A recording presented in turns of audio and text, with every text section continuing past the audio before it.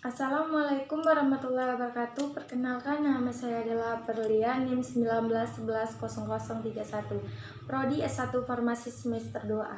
Di sini saya akan menjelaskan tentang suspensi. Pengertian suspensi. Suspensi adalah suatu campuran fluida yang mengandung artikel padat. Suspensi juga dapat diartikan sebagai campuran heterogen dari zat cair dan zat padat yang akan dilarutkan dalam sebuah zat cair. Jenis sediaan suspensi ada 6. Pertama, suspensi oral. Kedua, suspensi topikal. Ketiga, suspensi tetes telinga. Keempat, suspensi optalmik. Kelima, suspensi untuk injeksi. Keenam, suspensi untuk injeksi terkonstitusi.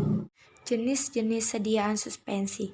Pertama, suspensi oral. Suspensi oral adalah sediaan cair yang mengandung partikel yang dapat terdispersi dalam pembawa cair dengan bahan pengaroma yang sesuai dan ditunjukkan untuk penggunaan oral. Beberapa suspensi diberi etiket sebagai susu atau magma termasuk dalam golongan ini. Beberapa suspensi dapat langsung digunakan, sedangkan yang lain berupa campuran padat yang harus dikonstitusikan terlebih dahulu dengan pembawa yang sesuai sebelum digunakan. 2. Suspensi topikal. Suspensi topikal adalah sediaan cair mengandung partikel padat yang terdispersi dalam pembawa cair yang ditunjukkan untuk penggunaan pada kulit. Beberapa suspensi yang diberi etiket sebagai lotion termasuk dalam kategori ini. 3. Suspensi tetes telinga. Suspensi tetes telinga adalah sediaan cair mengandung partikel halus yang ditunjukkan untuk diteteskan di telinga bagian luar. 4. Suspensi optalmik. Suspensi optalmik adalah sediaan cair steril yang mengandung partikel-partikel yang terdispersi dalam cairan pembawa untuk pemakaian pada mata. Obat dalam suspensi harus dalam bentuk termikronisasi agar tidak menimbulkan iritasi atau goresan pada kornea. Suspensi mata tidak boleh digunakan bila terjadi massa yang mengeras atau menggumpal. 5. Suspensi untuk injeksi. Suspensi untuk injeksi adalah sediaan berupa suspensi serbuk dalam medium cair yang sesuai dan tidak disuntikan secara intravena atau ke dalam larutan spinal. 6. Suspensi untuk injeksi terkonstitusi. Suspensi untuk injeksi terkonstitusi adalah sediaan kering dengan bahan pembawa yang sesuai membentuk larutan yang memenuhi semua persyaratan untuk suspensi steril setelah penambahan bahan yang sesuai. 2. Stabilitas suspensi. Salah satu problem yang dihadapi dalam proses pembuatan suspensi adalah memperlambat penimbunan artikel serta mencegah homogenitas dari partikel. Cara tersebut merupakan salah satu tindakan untuk mencegah stabilitas suspensi. Beberapa faktor yang mempengaruhi stabilitas suspensi adalah: pertama, ukuran partikel. Ukuran partikel erat hubungannya dengan luas penampang partikel tersebut, serta daya tekan ke atas dari cairan suspensi itu. Hubungan antara ukuran partikel merupakan perbandingan terbaik dengan luas penampangnya, sedangkan antara luas penampang dengan daya tekan ke atas merupakan hubungan linear. Artinya, semakin besar ukuran partikel, semakin kecil luas penampangnya dalam volume yang sama. 2. Kekentalan viskositas. Kekentalan suatu cairan mempengaruhi pula kecepatan aliran dari cairan tersebut. Makin kental susu cairan, kecepatannya aliran makin turun atau kecil. Kecepatan aliran dari cairan tersebut akan mempengaruhi pula gerakan turunnya partikel yang terdapat di dalamnya. Dengan demikian, dengan menambah viskositas cairan, gerakan turun dari partikel yang kekentalannya suspensi tidak boleh terlalu tinggi agar sediaan mudah dikocok dan dituang. 3. Jumlah partikel konsentrasi. Apabila di dalam suatu ruangan berisi partikel dalam jumlah besar, maka partikel tersebut akan susah melakukan gerakan yang bebas karena sering terjadi benturan antar partikel tersebut. Benturan itu akan menyebabkan terbentuknya endapan dari zat tersebut. Oleh karena itu, makin besar konsentrasi akan menyebabkan terbentuknya endapan dari zat tersebut.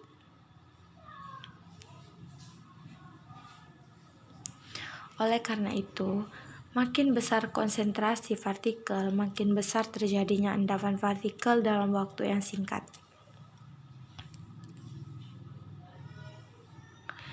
Sifat atau muatan partikel. Dalam suatu suspensi, kemungkinan besar terdiri dari beberapa macam campuran bahan yang sifatnya tidak terlalu sama.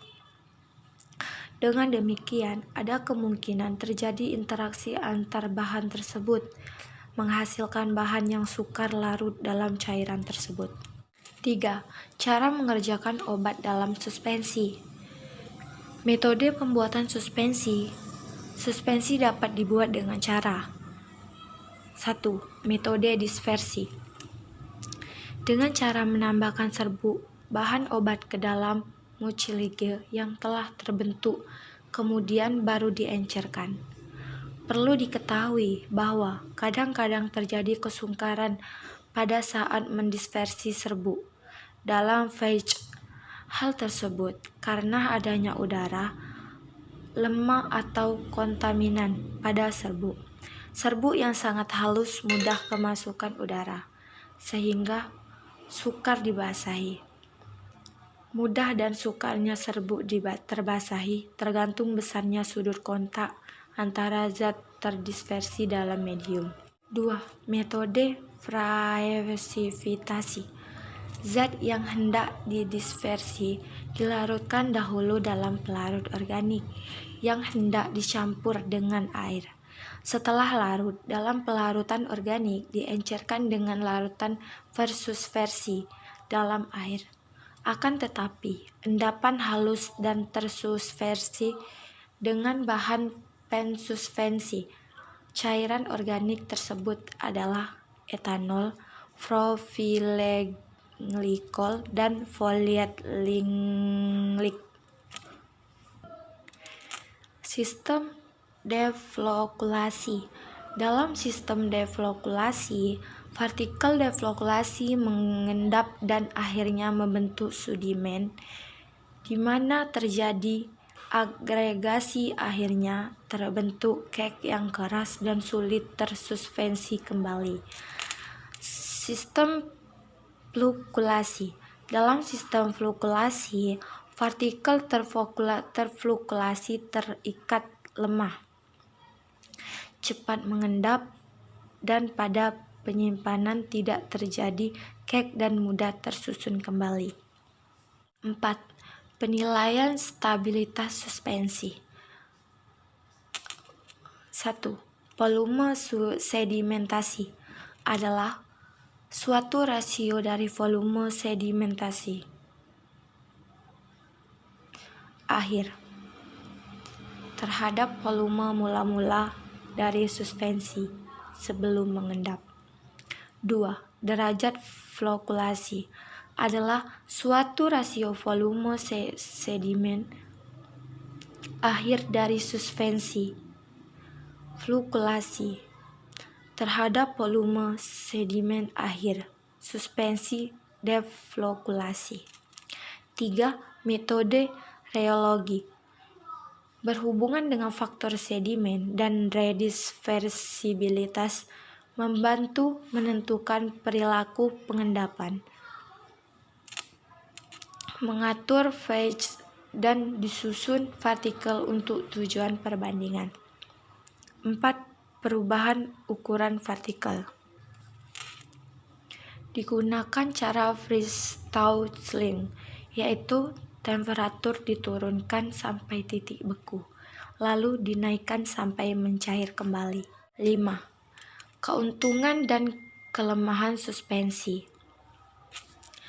Keuntungan sediaan suspensi: pertama, bahan obat tidak larut dapat bekerja sebagai depo yang dapat memperlambat terlepasnya obat. Kedua, beberapa bahan obat tidak stabil jika tersedia dalam bentuk larutan. 3. Obat dalam sediaan suspensi rasanya lebih enak dibandingkan dalam larutan karena rasa obat yang terkandung dalam kelarutannya. Kerugian bentuk suspensi: pertama, rasa obat dalam larutan lebih jelas. 2. Tidak praktis bila dibandingkan dalam bentuk persediaan lain, misalnya pulveres, tablet, dan kapsul. Kesimpulan: dalam membuat sediaan suspensi, kita harus memperhatikan syarat-syarat atau karakteristik bahan yang akan digunakan, sehingga hasilnya memuaskan. Kita harus mengetahui kekurangan dan kelemahan dari sediaan suspensi, serta mengetahui faktor-faktor yang mempengaruhi formulasi pembuatan sediaan farmasi. Saran saya yaitu sebagai tenaga kefarmasian, kita harus mempelajari dan memahami tentang sediaan suspensi karena sangat bermanfaat dalam dunia kefarmasian. Mungkin sekian, hanya ini yang bisa saya sampaikan. Jika ada salah kata, saya mohon maaf. Saya akhiri. Wassalamualaikum warahmatullahi wabarakatuh. Terima kasih.